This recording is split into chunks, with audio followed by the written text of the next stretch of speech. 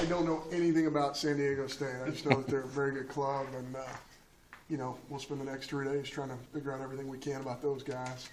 I'm pretty familiar with Lafayette's facility and their the town and that stuff. I've been in Natchitoches for 4 years, right up the road. So I think it's a tremendous challenge for our club. I think it's a really good regional, and I think that our kids are excited about going on the road and having this challenge in front of us. What's the ballpark like, John? If that's is there a comparison? At one point, I thought it played really big, but there's a lot of balls flying out of that place for whatever reason. I don't know if there were any alterations made to the ballpark, but obviously it's a great atmosphere, and obviously Coach Hudspeth's down there, and he's done a phenomenal job with their football program, and I've always been a great admirer of what they do down there. So this isn't an accident. Lafayette's been good for a while, and but we're not really concerned with them because we're not guaranteed we get to play them. We are guaranteed we get to play San Diego State. We know they're a good club. How good, don't know. But I'm sure the more I read about them here shortly, the more I'll find out. How do you prepare for an opponent you've never seen before?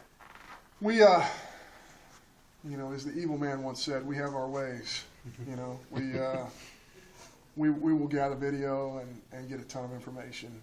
Baseball coaches as a trade are pretty, sneaky guys. They have their ways of finding out information. So we'll find out a ton about them. They'll find out a ton about us, and they wouldn't be in the tournament if they weren't a really good club. So we'll find out a bunch shortly and get ready for those guys. Now that you know the schedule, playing 2 o'clock Friday, how's the practice and travel schedule set up?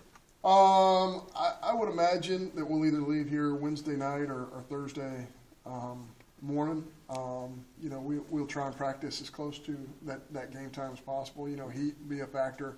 Heat's a factor all over the Southeast, but especially down there. And we'll do everything to prepare our bodies, get ready for, when you're playing in the heat of the day, it becomes a little bit of an endurance thing no matter what position you play, especially the catching and pitching position. So we'll have those guys ready and compete against a really good field. Talk about the potential of going to Oxford for a super regional.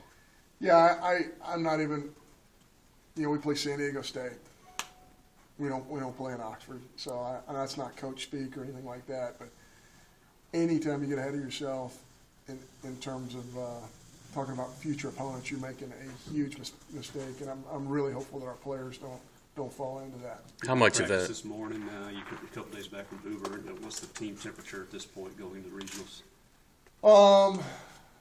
Like every team that I've been a part of this time of year, you really have to fight to get everything going because when you're coming off an off day and you have some soreness and you play 4 times in 4 days, that's your battle. And you slowly get back into full speed. Baseball is more of a concentration full speed thing than a physical full speed thing. So we're going to really have to grind through some practices and some heat and get where we need to be to play a good club on Friday. How much will your research determine who may start for you on Friday?